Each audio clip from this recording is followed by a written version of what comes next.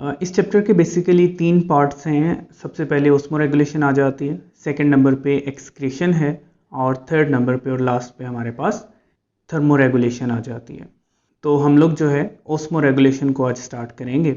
Osmoregulation क्या होती है? ऑस्मोरेगुलेशन में बेसिकली जो हमारे पास सल्यूट की और जो वाटर की एक कंसंट्रेशन होती है उसको मेंटेन करने का नाम है।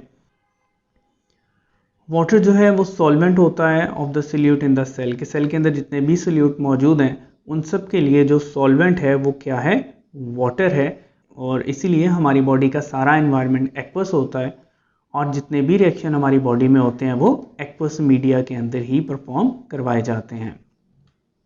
हर सेल जो है उसने अपने आप को इस काबिल बनाया होता है कि उसके पास एक डिफाइंड क्वांटिटी होती है वाटर की, किस चीज़ के साथ रिलेशन में रहते हुए? सॉल्ट के साथ, यानी कि उसके अंदर जो सॉल्ट्स मौजूद हैं उनके एतबार से उसकी वाटर की जो कंसंट्रेशन है वो एक डिफाइंड क्वांटिटी होती है और उसको मेंटेन किया जाता है क्योंकि ये ज़रूरी होती है उसके नॉर्मल फंक्शंस को परफॉर्म करवाने के लिए।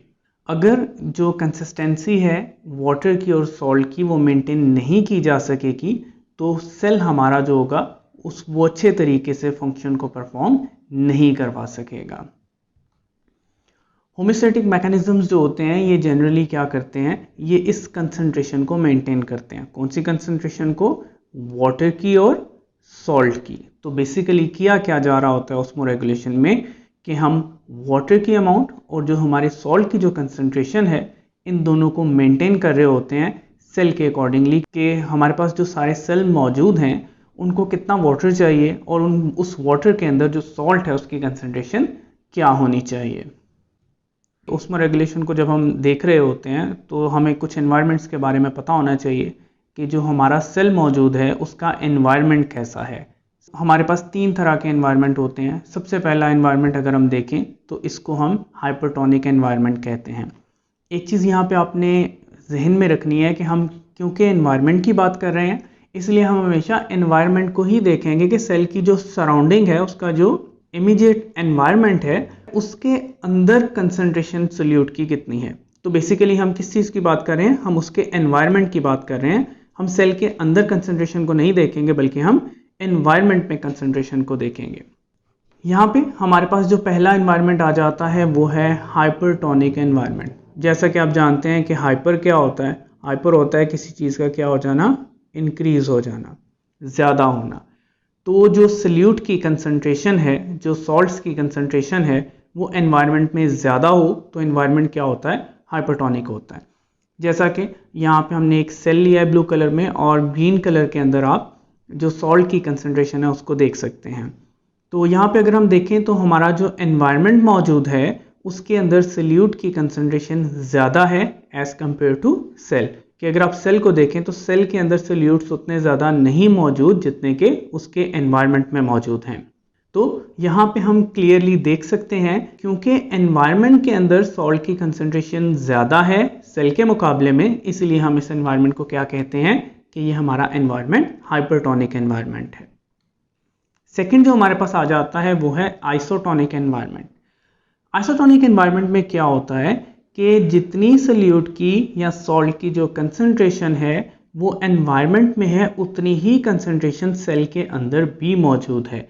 यानी कि सेल के अंदर सल्यूट की कंसंट्रेशन और एनवायरनमेंट में सल्यूट की कंसंट्रेशन जो है वो क्या है? दोनों एक जैसी हैं, दोनों सेम हैं। तो इस तरह का जो हमारे पास एनवायरनमेंट होता है इसको हम क्या कहते हैं? Isotonic environment. थर्ड हमारे पास जो एनवायरनमेंट आ जाता है इसको हम कहते हैं हाइपोटोनिक एनवायरनमेंट। हाइपो का क्या मतलब होता है? किसी चीज़ का कम हो जाना। यहाँ पे अगर हम देखें तो हमारे पास जो ब्लू कलर में सेल मौजूद है उसके अंदर सॉल्ट की कंसंट्रेशन क्या है?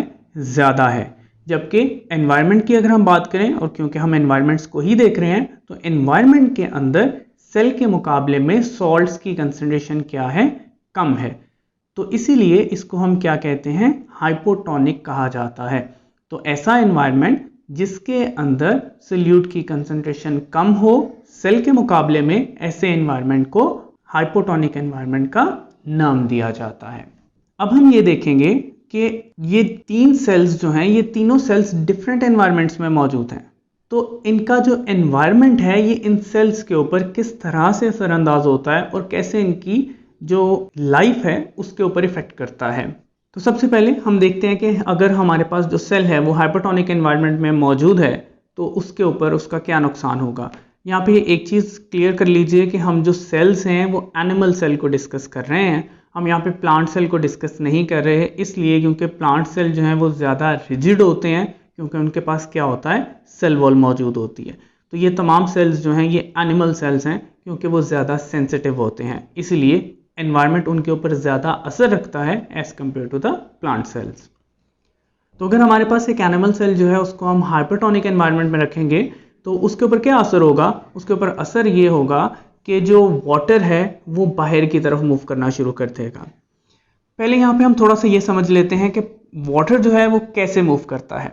हमारे पास जो सेल हैं, सेल के अंदर सल्यूट की कंसंट्रेशन कम है और बाहर सल्यूट की कंसंट्रेशन ज़्यादा है। वाटर जो होता है वो हमेशा मूव करता है from lower solute concentration to the high solute concentration.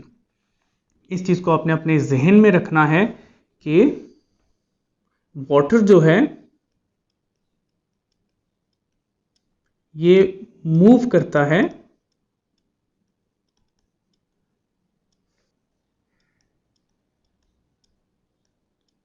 Lower solute concentration से टू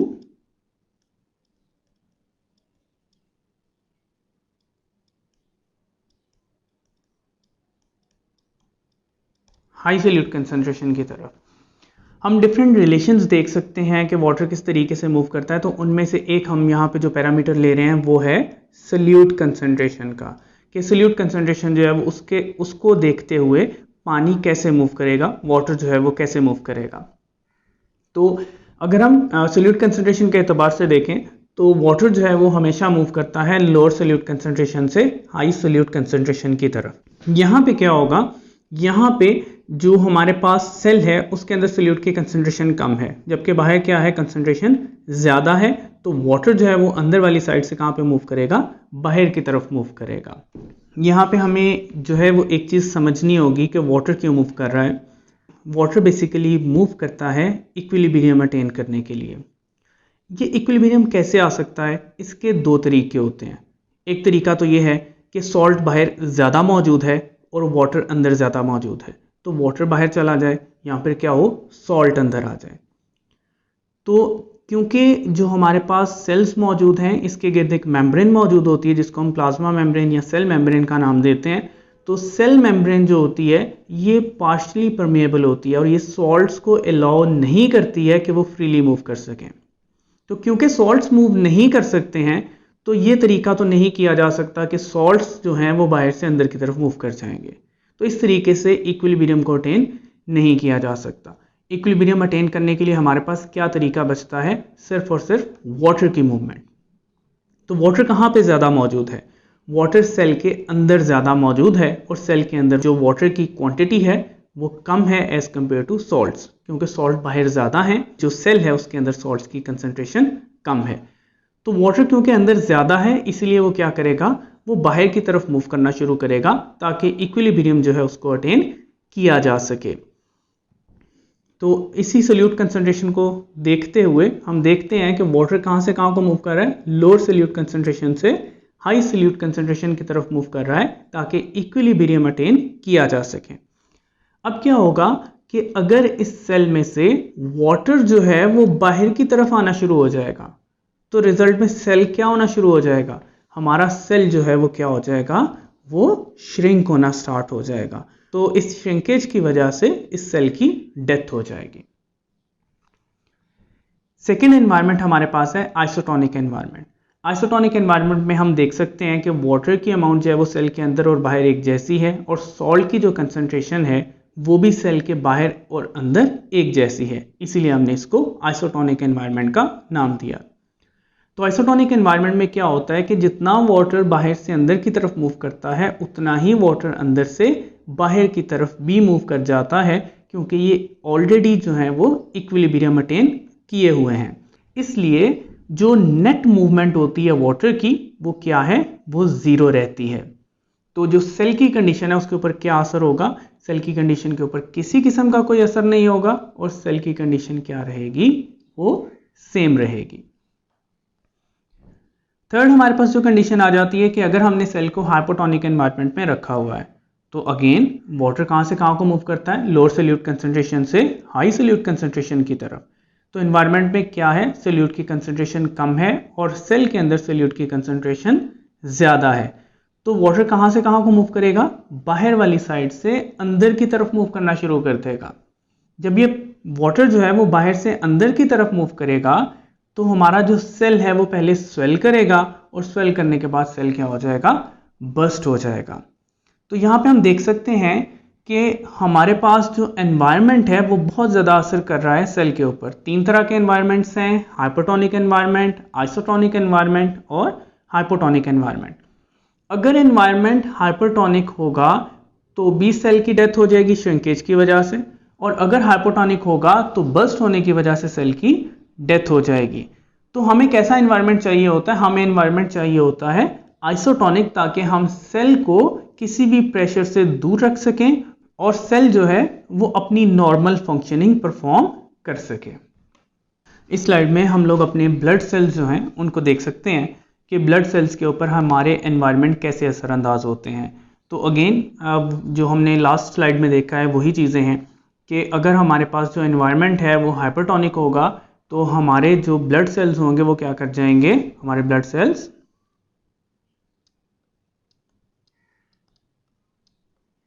श्रिंक कर जाएंगे।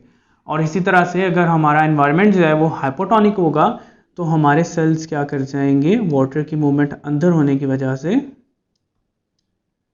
बस्ट कर जाएंगे, जैसा कि हम यहाँ पर देख सकते हैं।